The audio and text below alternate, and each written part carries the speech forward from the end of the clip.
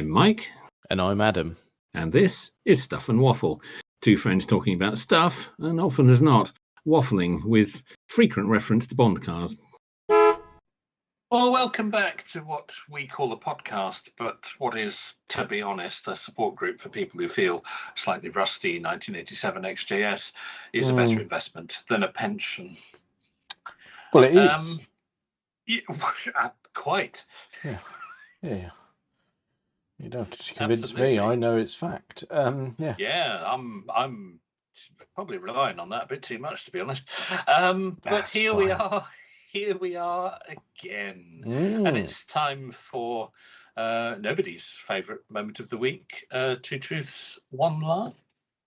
It is that time, isn't it? I think so, yeah. How I've missed it. It's only been a week. Well, it's a high point. You're firing them at me with I am. 32-31? I believe there is just 1 point between us, so everything to play for. So if you don't get a point tonight, then I could equalize next week. That's not, I don't mean Edward Woodward in a Rusty 3 series, but as glorious as that is. But if you do get a point, then we're two apart again, and it's going in the wrong direction. So let's see what happens. Let's see. I'm quite pleased with these tonight. They're short and sweet, but okay. But last time you somewhat insisted on fairly detailed explanation of the statement. So let's just say I have prepared same this week. Oh, that's okay, because it was quite a lot of data behind each one. Yeah, you know what it's like. Like last time, I think when you fired them in my direction, I was I was just convinced were bollocks and I had to make a call. And having the detailed facts makes it more palatable. I mean, I know I got the point that time, but it's you did win that time. I was sneaky last time as well. I played with the words a little bit, which maybe wasn't entirely fair. But it didn't matter because you got it right anyway. Well, yeah. Let's have it. Come on, let's do it. Let's see where you go tonight. I will just get ready to paste these in your direction because I know how difficult typing can be at this time of day. Right, here we go then. So let's just make sure I'm not going to send you the answers as well, because that would be disappointing. Yes. Let's say. Okay, number one. The 1960 Maserati 3500 GTI was the first car of any sort to carry the GTI nomenclature. Okie dokie. Let's send that in your direction. Please do. I will. There you are. I don't know what I'll do with it. I'll read it back to myself in a bit and go, yeah, maybe. You'll have a chew on it and you'll either know or you won't. And that's how it goes. Right, number two. Number two. The Vauxhall Viva HC was the last independent Vauxhall designed by the Luton-based engineering team, with no commonality with Opel. Okay. It's interesting, isn't it? If it's true. It's interesting. It is interesting. I like that. I like it. I got nothing more than I like it, but yeah. But nevertheless, there it is. Okay, number three. The 1970 Consul was the first European Ford to feature a gear GHIA trim option. Ooh. There you are. There's your three, chap. The first. Oh, blimey. Now, we're pretty good when it comes to Fords. Oh, God, blimey! I don't know. Right, hang on. I'm getting hung up on the Ford's bits and bobs, aren't we? Right. So let us go back. Let's start at the beginning. Start with this year Maserati. Now,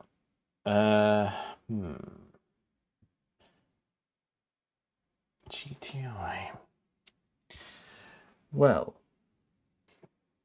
for a start, I think it's genuinely a car. I don't think you've made that up.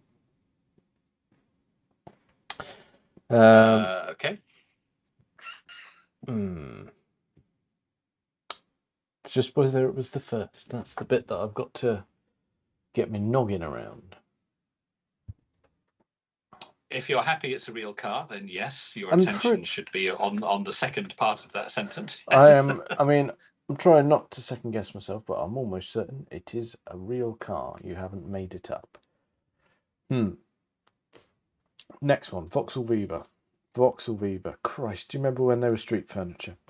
Oh, just everywhere when I was little. Absolutely everywhere. Yeah. Oh. Yeah. And when was the last time you saw one? I mean, you don't, do you, at all, anywhere? No.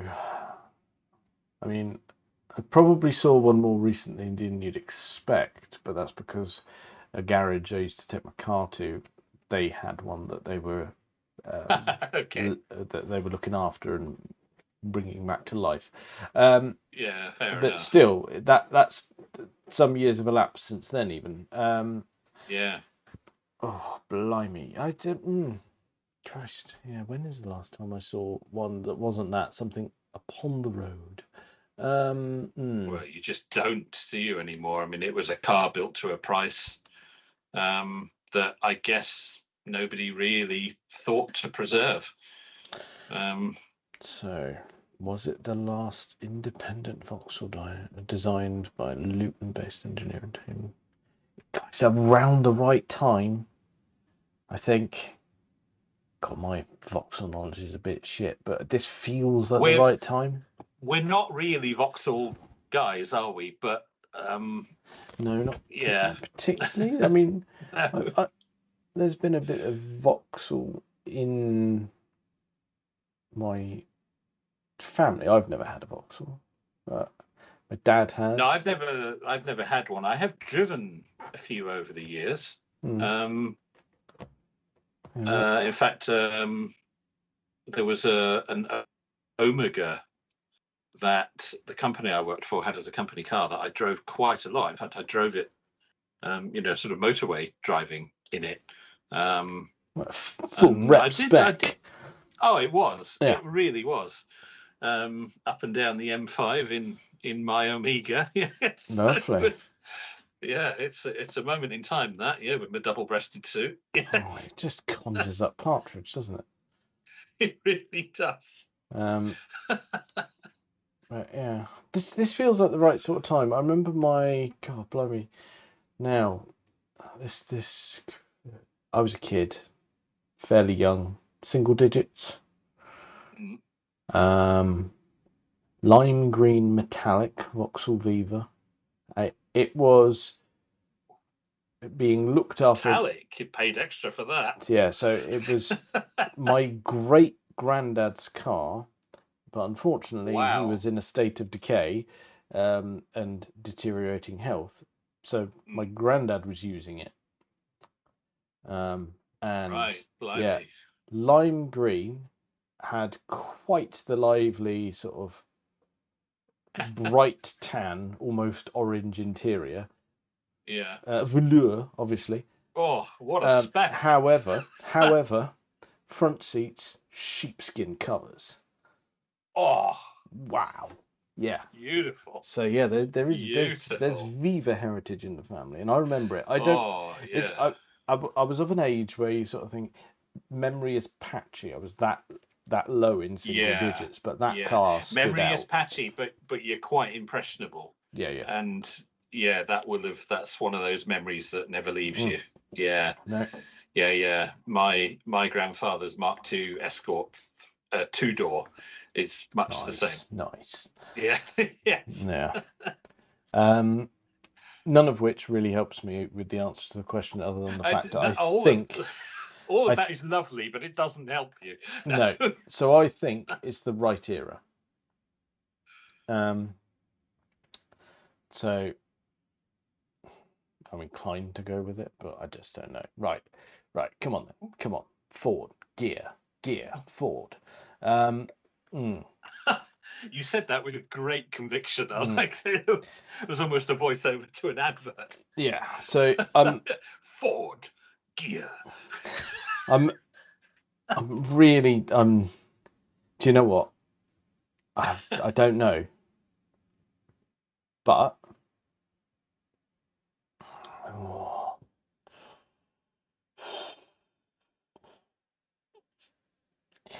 do you know what? When you think of gear, I don't immediately think of console. I think of probably the model names that you and I are a bit more attuned to. So I think Cortina, Granada, Sierra. More that I would my brain, when you say gear is a glorious trim level, I don't immediately think, well, that's on a console. But that means nothing. That's just me having a punt. Blimey. Right. Oh, this is agonising, but insightful at the same time. So, God, do you know what? If I think these I've come up with 3 interesting ones here. If nothing else. Yeah. Win or lose, we're learning. We are. Oh yeah. Good statements. Have a swig of beer, that level. Good statements. Oh, blimey. Oh, what do we do? Well, I'm thinking probably aim for going with gut. I think. There are occasions where it has served you well. Yeah, I'm inclined to go with it again because I don't have much to go on other than a feel for it. Right. Or is that what I want you to think? Oh dear. If you've got in your head the way I feel, then we've probably crossed the line. We're probably into a really scary area. Yeah, that's paved with hazards. Right. Okay, let's think about this then. Let's be objective. No, I can't. I've got nothing to base it on. Right. No facts at your disposal. Nothing. I'm afraid. I've got nothing. Right. The only thing I've got is the gut reaction and the confidence of grasping a quite potent Belgian beer, actually.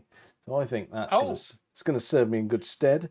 Do you know what? Nice. I know this isn't a video podcast, but I've got the beer in hand, but I'm also gesturing. I'm pointing. I've this decisive time. So I'll try and imagine that to help me through it. Yeah, I would have thought so. Right, I'm doing it. I'm going to say Maserati, true. Vauxhall Viva, true. Console, false. Oh. It's locked in. Bollocks to it. Okay. 3 good ones here. Oh yes, can't argue with that. You just don't know. I don't know. Okay. So you've decided the Maserati. The Maserati is true, and you've decided that the Vauxhall is true. I have. But you don't like the Ford. Yeah. Doesn't leap to mind. Well, that's interesting. You see, have I been sneaky here? Have I fiddled the right knob, as it were? And Interesting turn of phrase. Got you to go the wrong way. Yes, I'm not going to comment on it. I'm just going to leave it out there. Good. Yeah. Well, you're going to want to know, aren't you? Really. I mean, ideally, yeah. So, yeah. Well, we had a break in the run of this recently where we both got a set of statements wrong. We did. And that has not happened again. You are absolutely correct. Oh, the gut serves me well. Oh, it did, which it doesn't often serve the rest of us well. So that's good that it worked for you. Often does. Okay. As I commented at the beginning, I've got details behind these. Perfect. So let's go through them. Please do. So the Maserati. It was indeed the first car of any sort to carry a GTI badge. I'm not going to attempt to pronounce the word I used originally again. It was also the first Italian car to be fuel injected. Oh. And it was, of course, very much marketed as a Grand Tourer, which is where the GTI came from. A Grand Tourer injected is what it meant. Okay. Now, of course, later on, the suffix would be adopted by hot hatches such as the Golf and such like, without any relevance to the car being a Grand Tourer or indeed fuel injected. It was just a kind of sporty badge to put on your new car, but that's where it came from. The Maserati 3500 GTI, the fuel-injected Grand Tourer, the first fuel-injected Grand Tourer from any Italian manufacturer. Lovely. And other manufacturers thought, oh, that's a nice bit of marketing. Have a bit of that. Never mind that our car is not a Grand Tourer, nor is it fuel-injected. We'll have it anyway. Yeah, we like the letters. Sorted. Yes, that's right. We like a bit of that. So that's a little bit of history there, so where GTI came from. Now then, the Vauxhall Viva HC. Now, if you Google this, some sources say it was the Vauxhall Victor, but as I went down a bit of a rabbit hole on this because Vauxhall is not a manufacturer I'm massively familiar with. No. As yourself. Some sources say it's the Vauxhall Victor, but the Vauxhall Victor, produced from 1972 to 1976, although it was designed in Luton, it shared a floor pan and other minor bits and bobs with the German Opel Record of the time, so it wasn't entirely a UK Vauxhall product. Okay. Whereas the Viva HC was. The Viva HC shared nothing with any Opel product. Okay. So yeah, it was the Viva. But as I say, if you were to Google it, some sources do come back with the Victor. So if anybody's checking on our results, I would just be careful which source you go with, because this is good. This is good facts. Yes, you could argue it was the Victor because it was designed in Luton, but they used the platform from Opel. Fine. If you're being a sort of purist about it, if you're being pedantic about it, then which we like to be. Yes. Yes. Oh yes. Then it was the Viva. So there we go. Right, now now I was a bit tricky here, but it didn't fool you. The 1970 console, the first European model to feature a gear trim option. Well, again, this sort of depends on how you look at it, but being pedantic, it was in fact the Granada. The 73 Granada became the first European Ford to feature the gear trim option, but prior to that time,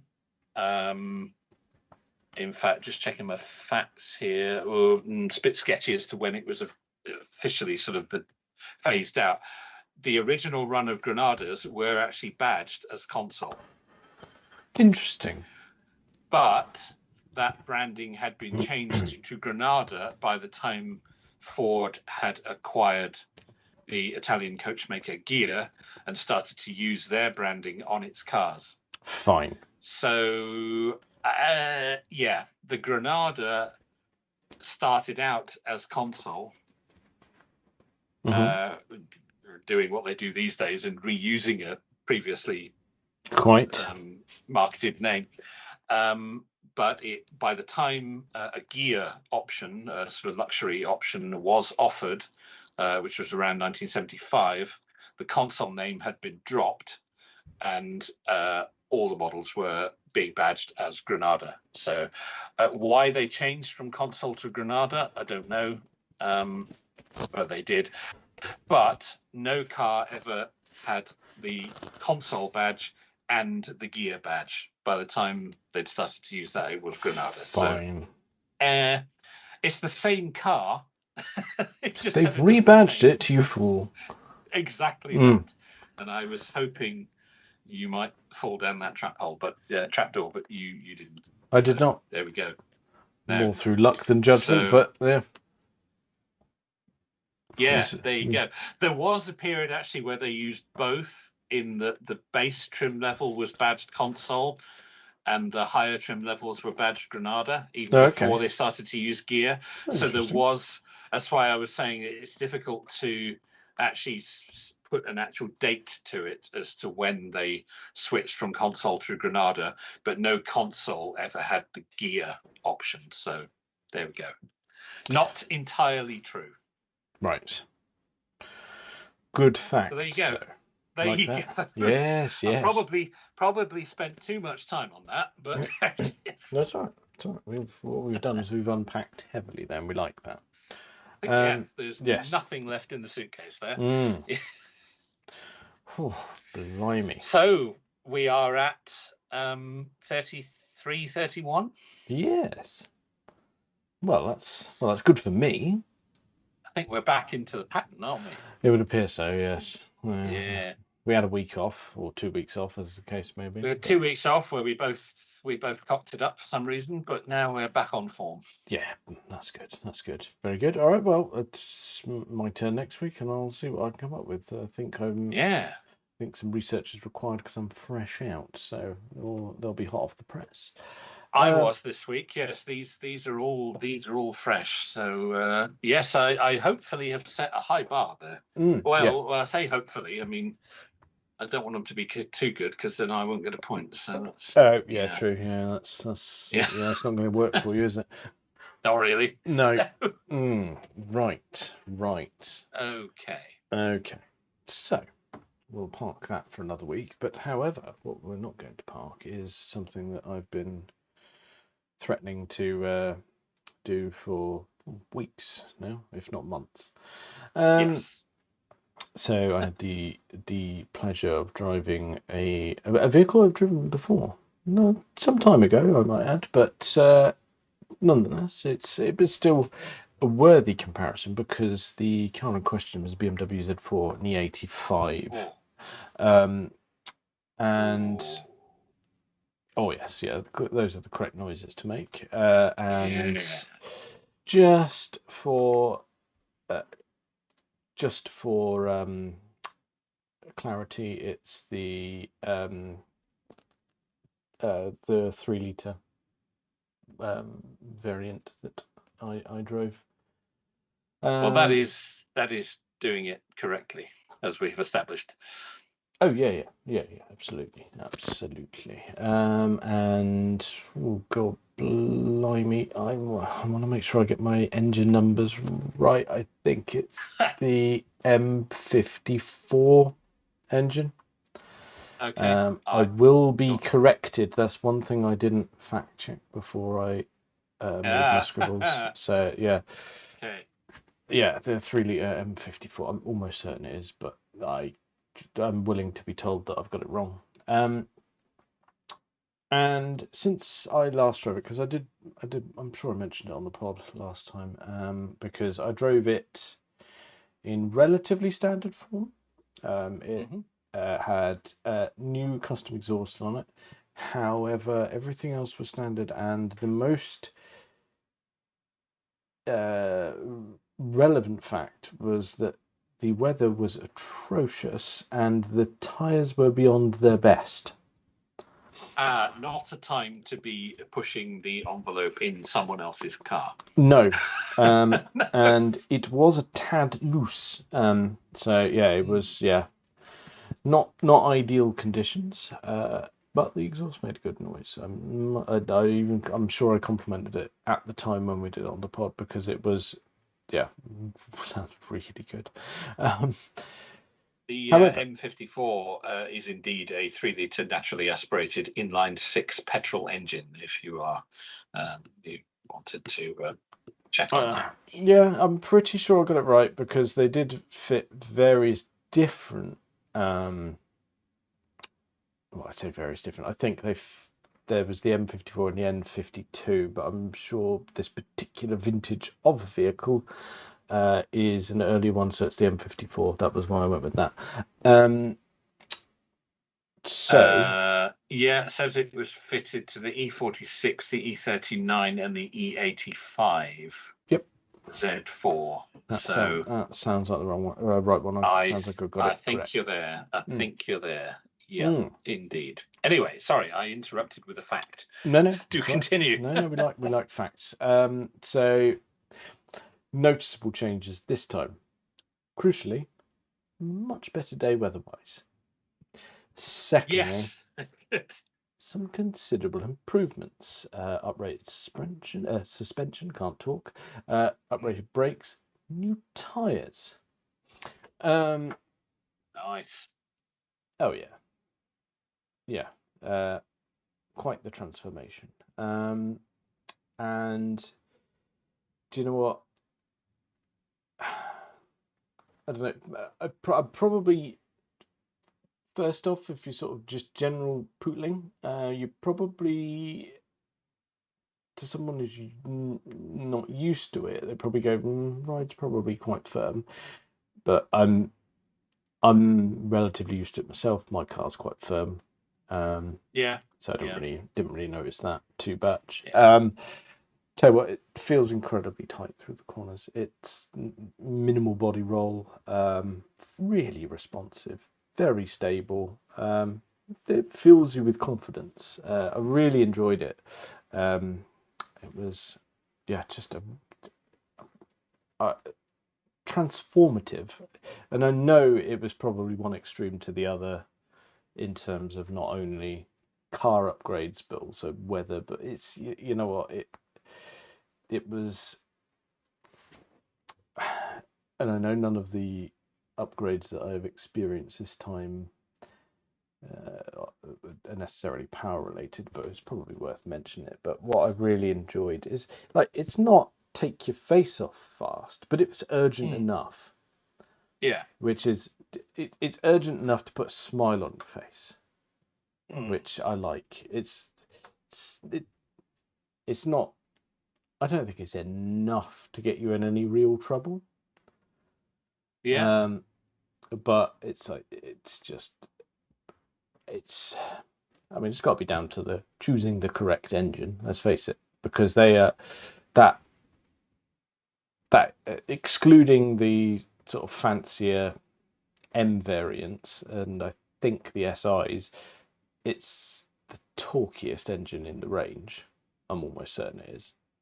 Okay. That they fitted to any others. So there's a lot to be said for that. That probably sort of explains why it's got that urgency about it. I really like that. It pulls strong, even if you don't drop it down a couple of gears.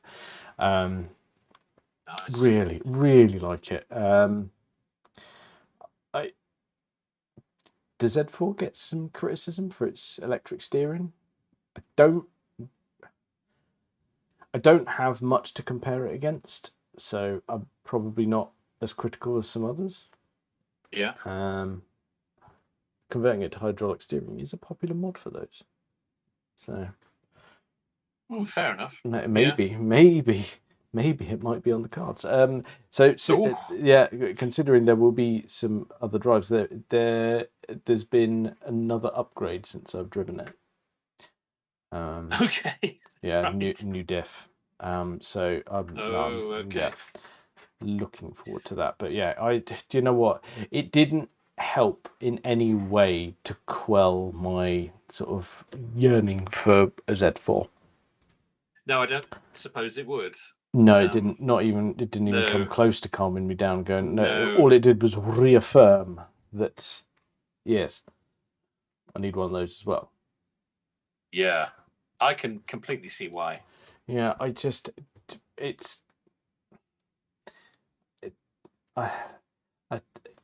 never had a BMW.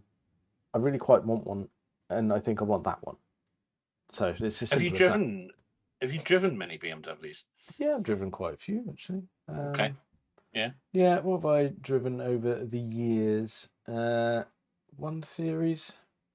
It's a lot better than I thought it would be. Yes, I've driven a 1 Series, and it was much better than I thought it was going to be. Yeah. I've driven a couple of different 3 Series, but not exciting specs in any way, shape, or form. No. But yeah, sort of work shaped rep spec sort of ones. So fleet cars. Yeah, couple of diesels, 1 petrol, and I have. Oh, it was a 5 Series E39 540. Oh. Yeah. Oh, that's naughty. That. Yeah. Yes. Didn't get to drive it for long, but really nice. Enjoyed that. But I'll say it now. It wasn't as enjoyable as the Z4.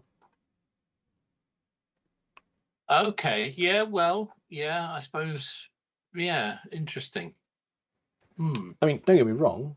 It had a V8. But the Z4 still did it for you. Yeah, enjoyed the Z4 more than that. But I suppose you would though. It's because let's face it, I didn't. It's not like I drove the M5. I drove the the standard 5 Series with the biggest engine. Yeah. Which is no slouch. No, because they were. What was it? The V8s in those were they 4.4 liters? Oh, I can't remember. Yeah.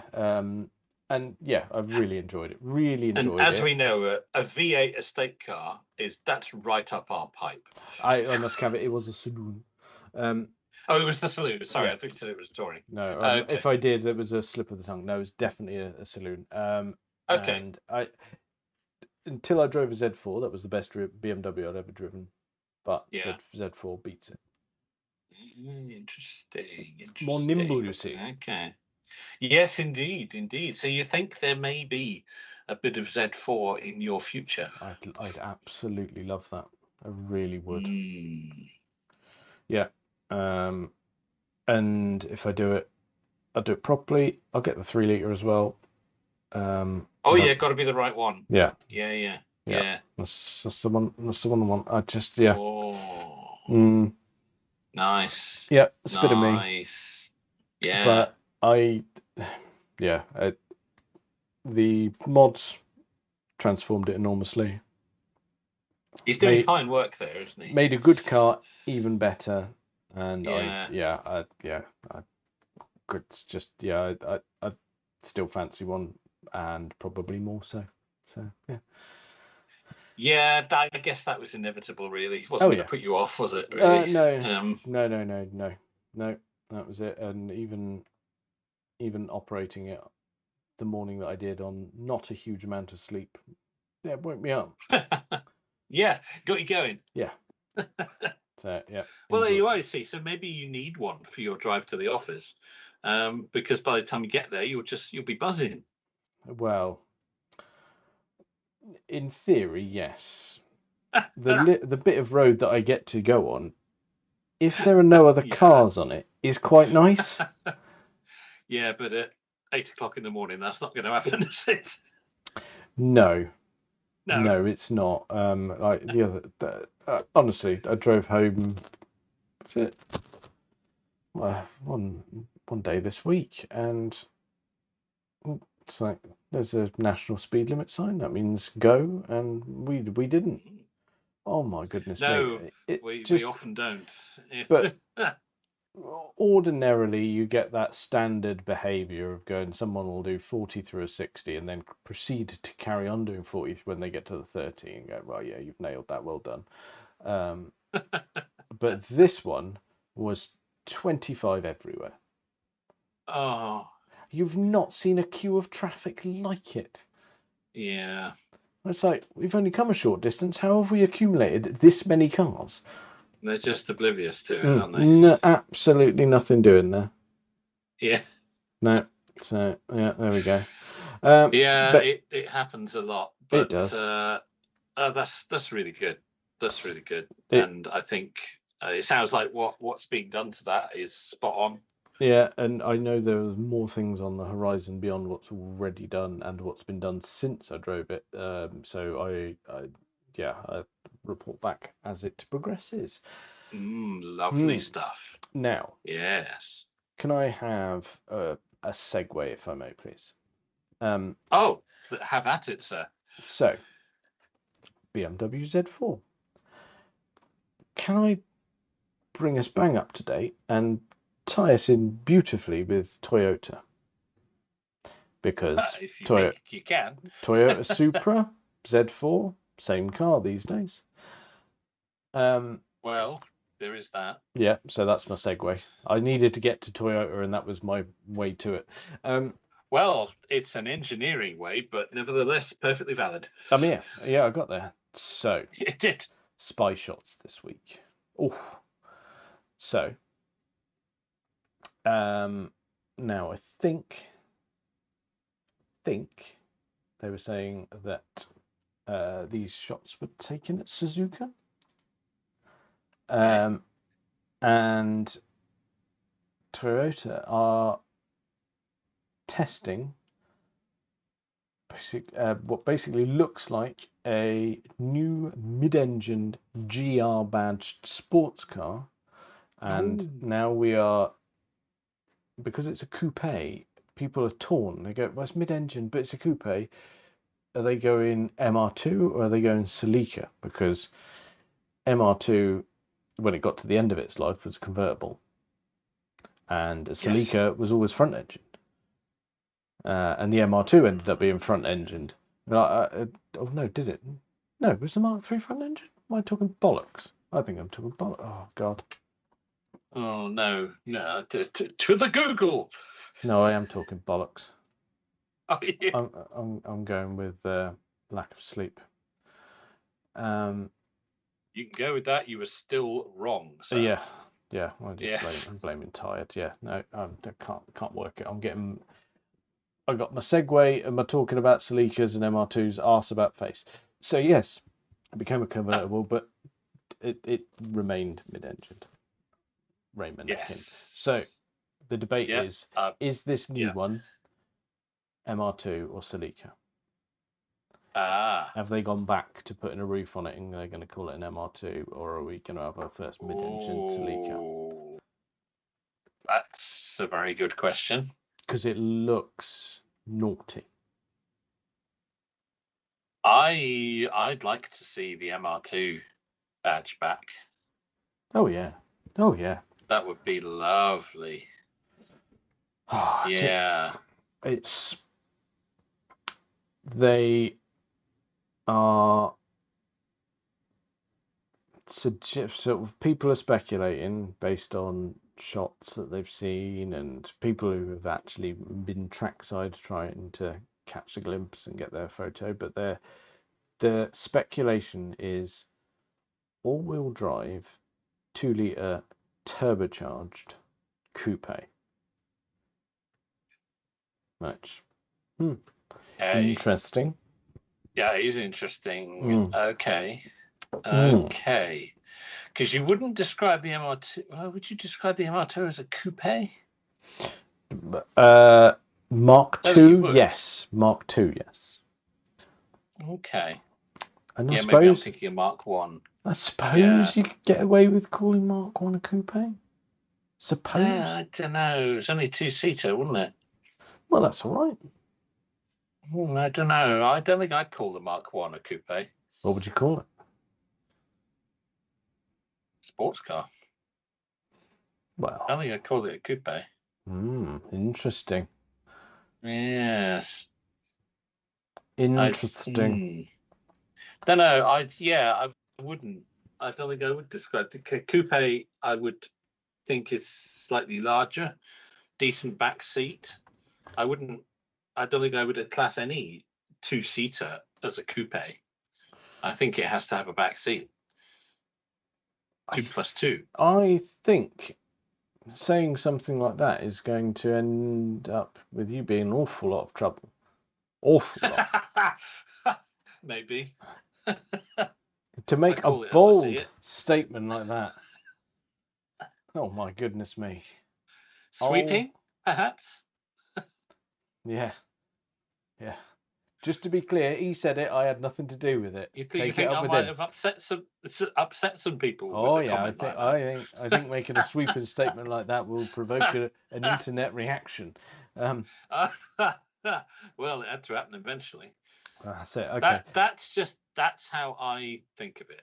Okay. Well, I'm going to go out there and say I think the Mark 1 and the Mark 2 can be classified as coupes. Okay. And now everyone else can decide who's right. I'm going to ask the internet. Oh well, yeah, because Google AI will know. Can't spell. I'm going in too. Which always makes for a good podcast when we're both coupe Googling at the same time. Passenger car with a sloping or truncated rear roofline, typically with 2 doors. Aha! Which implies a back seat. What? Because it's got 2 doors? No, I don't agree with the 2 doors. Sorry, yes, one on each side. Sorry, a bit slow there. You blame tiredness. I'm going to as well. Google AI says the Mark 1 MR2 was a coupe. Ah, right. Okay. Now we've got variation. Oh, we're down a rabbit hole here. So variations. Oh, we really are. So, Berlinetta. Fixed roof coupe. Oh. Now, Berlinetta, derived from Italian, is a sports coupe, typically with 2 seats, but also including the 2 smaller ones, making it 2+2. That's where the Berlinetta name comes from. Okay. Well, we're packed with facts tonight. Oh yeah. Okay. But all right. I think their Berlinetta name has been lobbed on many cars which do not include 2 tiny seats. Yeah, I agree. So I think it's got its basis of that, but I think it's probably just been used here, there, and everywhere because it's quite a cool name. Let's face it. Yeah, the name dates back to horse-drawn carriages and all sorts of things. But interesting. Okay. Well, I mean that's an interesting topic then. What do we consider is a coupe and what is not? Because there's the whole area, the whole Coupaloon thing with the saloons with the long sloping backs, of which there are many. It's quite. I mean, it's a relatively new way of dealing with, isn't it? It is. It is. Yeah. I don't know if I care for it. No, Coupaloon with the emphasis on loon, I think. There are possibly some exceptions to the rule, but always. I have always I would never have described a car with only 2 seats as a coupe. But that's just me. I always think of a coupe being a 2+2 or a proper rear seat, even if it's 2-door. Well. But don't you worry. Saying something as bold as that will. But that's just me. I'm not saying and that's you're right how to it is. caveat it like that. That won't stop them. No. So I can take it. Yeah. I can take it. Yeah. You'll be all right. Okay. Yeah. Well, interesting. We've let a lot of light into that subject, haven't we? We have. But the main thing to take away from that is that Toyota are about to be doing something very cool. Because this looks, well, it's got some bolted on panels here and there. This looks like it's grown legs and will become a thing, because it looks like it's far enough down the development cycle, which is fantastic news because, let's face it, they churn out some boring cars. But it's refreshing to see that they can go, right, we'll do your GR86, we'll do your GR Yaris, and we're about to do your an MR2, Celica, maybe, whatever you want to call it, a mid-engined little treat. That's really good. The GR branding is obviously going to run, isn't it? And they're going to start doing tasty versions of. I hope they're going to start doing tasty versions of lots of different cars. That would be lovely.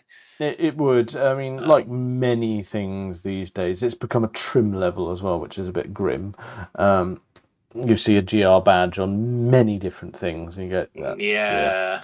There are only a couple of actual GR cars, and that badge does not make it so just because you bought a fucking, I don't know what they call them, IGOs or whatever.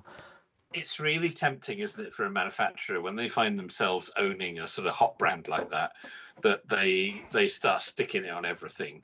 Yeah, but they do, like everyone's starting to do it, isn't they? We've got the amount of Mercedes you see with AMG badges, and yet, yeah, but it's not, is it? You've just sort of done things, or you've bought a really shit badge off of eBay, or that's another area. It's badging your own car is another whole thing. Well, Volkswagen, like you can go and get yourself a Golf R. Tremendous. I mean, they come with baggage these days, obviously, because pops and bangs and silly crackle maps and things like that. So it does come with stigma, but they also sell many standard cars with an R-Line pack. Oh, that's not the same R-Line thing.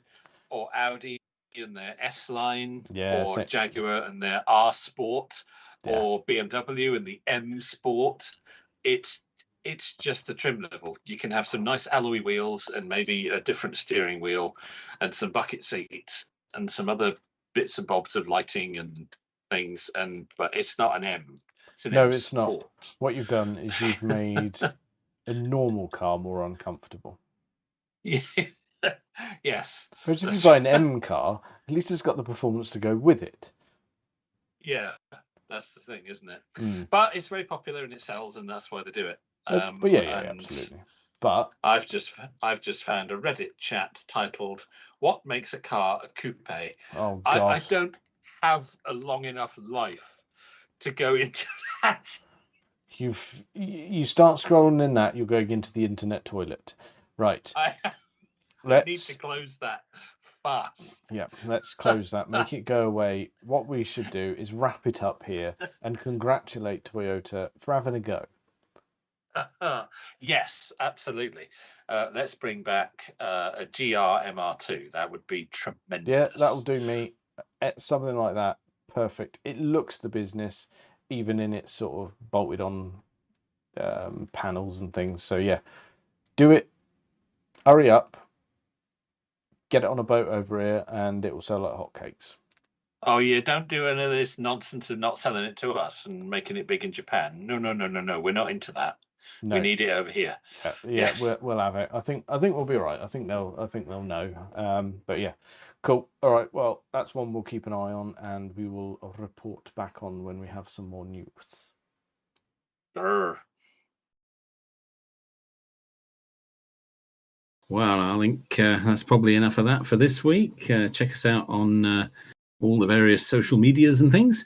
Thank you very much for listening.